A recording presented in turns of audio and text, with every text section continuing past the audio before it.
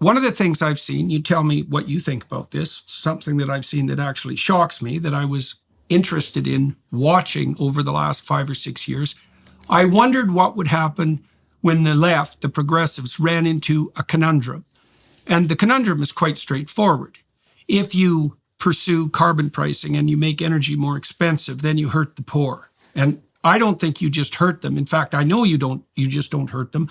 I heard a man 2 days ago who's fed 350 million people in the course of his life, heading the UN's largest relief agency, make the claim quite straightforwardly that misappropriation on the part of interventionist governments increased the rate of absolute privation dramatically in the world over the last 4 or 5 years. And that has happened not least because of carbon pricing, not just carbon pricing, but the insistence that carbon per se is an externality that we should control.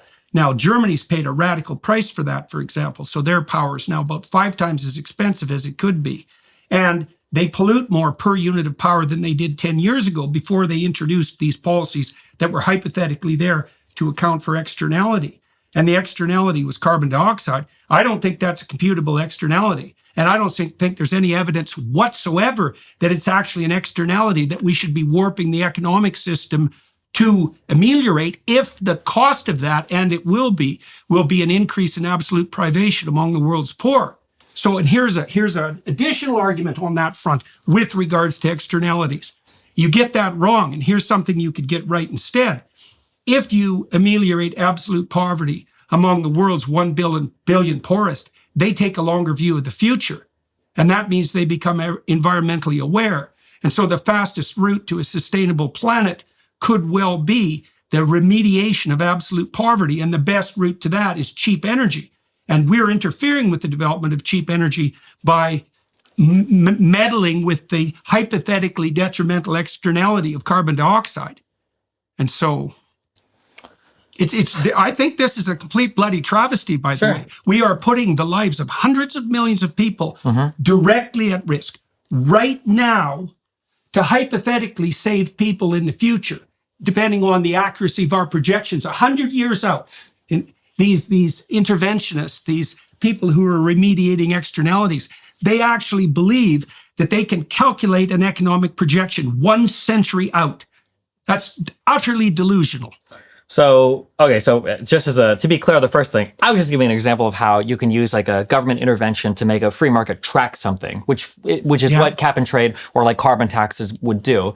I wasn't necessarily speaking to the strength of that individual thing, but but that's a good thing to focus on. Yeah, we can focus on that as well. Major externality. Yeah, we can focus on that as well. So, the first thing, this is going to sound mean, but I'm very realistic. There needs to be a better argument than just it disproportionately impacts the poor. That's not always classic leftist argument. Sure, it might be, but but it's the same argument you made to justify your swing to the left at the beginning of our discussion. You said that you were looking at economic inequalities that disproportionately affected the poor. So I can't see why, and I'm not trying to be mean about this either. I can't see why you could base your argument that it was morally appropriate for you to swing to the left from your previous position because you saw disproportionate effects on the poor. And I can't use that argument in the situation that I'm presenting it right now. Well, because it depends on if we think it's a condition that ought to be remedied or not. For instance, if I walk around and I see homeless people and I'm like, man, this is really sad. We ought to spend more money on homeless people because it seems like they're disproportionately affected by their living conditions.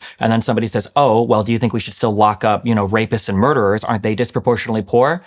I'd probably say, well, yeah, we probably should. And I go, well, isn't that hypocritical? Well, no, I think that rapists and murderers should probably be in jail, but we can also help the homeless at the same time. I think that just helping the poor isn't an argument like a blank check to do every possible thing to satisfy poorer people. Right, it's going to depend on from issue to issue. That's fine. So like, for instance, I think because the poor, everyone who's poor is not a victim.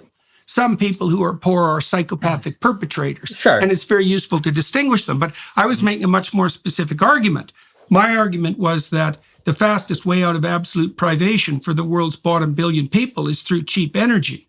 Yeah, I understand what you're saying there. So just working my way towards that. Yeah. I just want to say that just because something targets the poor is not necessarily an argument against it. Depends on how hard it targets them, and it depends on whether mass starvation is the outcome. The outcome is important. That I agree with. So, for instance, like a sin tax. The outcome will be mass starvation. Yeah, I'm getting to it. Okay. Yeah, I'm getting to it. Okay. Sin taxes on like cigarettes and alcohol are always going to disproportionately impact the poor, or even sugar, we might say, right? But just because that disproportionately impacts the poor, is that a good thing or a bad thing? These are probably the people that suffer the most from those particular afflictions. Right. So, and that is an immediate versus delayed issue too, right? Because the reason, I mean, obesity is an immediate. I don't think alcoholism the reason for the tax is to stop people from pursuing a certain form of short-term gratification at the cost of their longer-term well-being. Correct, and that exact same idea. If you believe climate models, or if you believe that we're heading in a certain direction in terms of climate, the overall warming of the planet, would be the same argument you would make for climate change. Only if you believe that you could model economic development 100 years into the future. Well, we're not trying to model. We're more concerned with modeling climate development, economic development. We're yes, equally. absolutely. Tell me how I'm wrong. I don't believe that, because what I see happening is two things. We have climate models that. Financial experts thought we were in the clear. While these experts anticipated rate cuts, inflation in the United States is still a significant economic concern. Think about it. The US is in the hole by $34 trillion, and yet we keep printing money, which pushes the prices you pay every day even higher.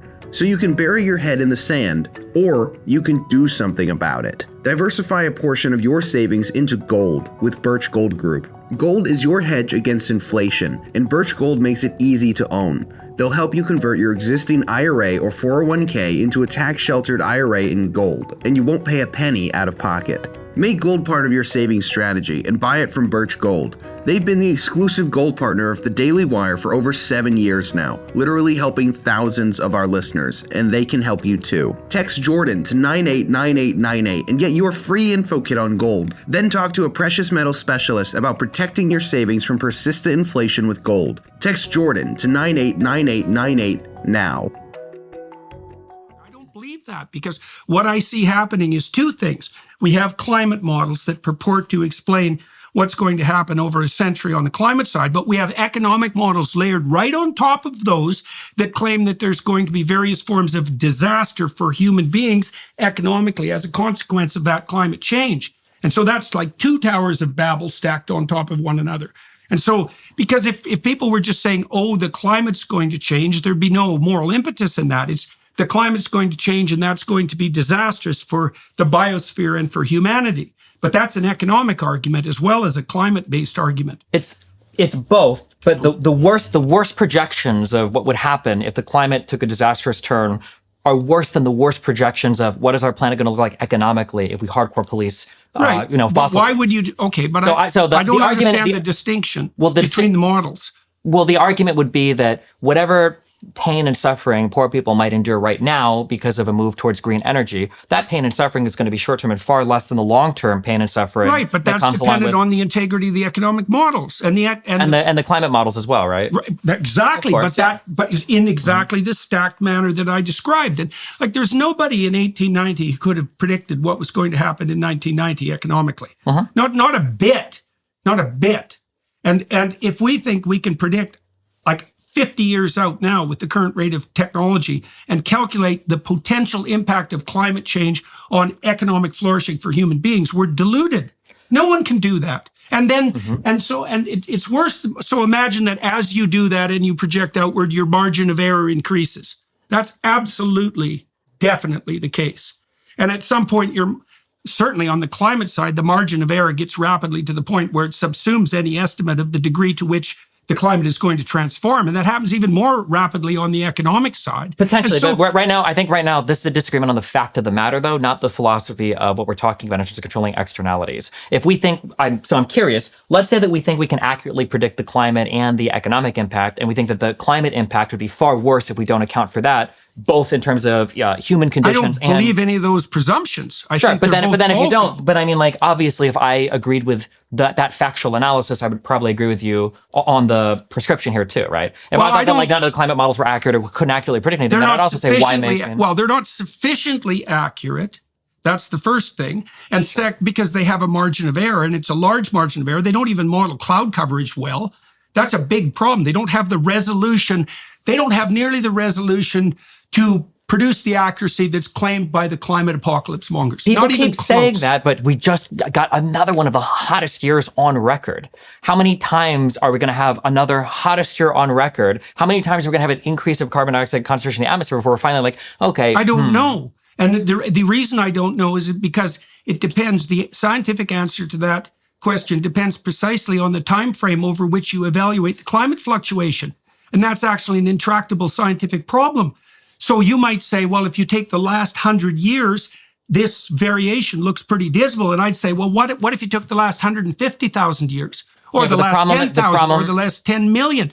You can't specify the damn time frame of analysis. The time frame is incredibly important. That would be like saying, look at your, let's say somebody developed cancer and they didn't realize it, and the person has lost, 40 or 50 pounds in the past 6 months. And I'm just like, you look very sickly. And you're like, okay, well, look at my weight fluctuation over the past 10 years. You say, well, that doesn't really matter. What matters I'm is the not fact saying that the time frame isn't important. Well, but I'm saying that it is important. Yeah, I'm saying I don't know how to specify it. Well, you would probably specify it with the beginning of the industrial age, right? Why? Because that's when carbon dioxide, which is a gas that's seen as trapping more heat on the planet. Why is that relevant to the time over which you compute the variability? Because it seems like as carbon dioxide has increased in the atmosphere, the surface temperatures have risen at a rate that is a departure from what we'd expect over 150,000 year cycles of temperature variations on the planet. No, not with that time frame. That's Absolutely. just not the case. It's absolutely the case. No, what do you mean? You just flipped to 150,000 year time span. What I'm saying is that if we expect to see a temperature do this in a 150,000 year time span, in a 100 years time span, seeing it do this, that's very worrying. Now, You mean it could like be the Michael case. Mann's hockey stick, the one that's under attack right now in court by a major statistician who claimed that he falsified his data? I mean, that spike? I'm talking about the record temperatures that have been declared for like the past 5 years that have also increased with the concentration of parts per million of carbon dioxide in the atmosphere. I mean, I'm not going to tell you that every model is perfect. They're not right now, perfect. sure, but right now we're like standing in traffic with our eyes closed saying the car hasn't hit me yet, so I don't think there's any coming. I think it's pretty undeniable at this point that there is an impact on climate across the planet. I think that's highly deniable. We have no idea what the impact is from. We don't know where the carbon dioxide is from. We can't measure the warming of the oceans. We have terrible temperature records going back 100 years. Almost all the terrestrial temperature detection sites were first put outside urban areas, and then then you have to correct. Then you have to correct for the movement of the urban areas, and then you introduce an error parameter that's larger than the purported increase in temperature that you're planning to measure. This isn't data. This is guess. And there's something weird underneath it. There's something weird that isn't oriented well towards human beings underneath it. It has this guise of compassion. Oh, we're going to save the poor in the future. It's like that's what the bloody communists said. And they killed a lot of people doing it. And we're walking down that same road now, with this insistence that, we're so compassionate that we care about the poor 100 years from now. And if we have to wipe out several 100 million of them now, well, that's a small price to pay for the future utopia. And we've heard that sort of thing before. And the alternative to that is to stop having global level elites plot out a utopian future or even an anti-dystopian future. And that's exactly what's happening now with organizations like the WEF. And if this wasn't immediately impacting the poor in a devastating manner, I wouldn't care about it that much, but it is. I watched over the course of the last 5 years, the estimates of the number of people who were in serious danger of food privation rise from about 100 million to about 350 million. That's a major price to pay for a little bit of, what would you say, for progress on the climate front that's so narrow it can't even be measured. I don't think the increase in hungry people on the planet is because of climate policies. Why not?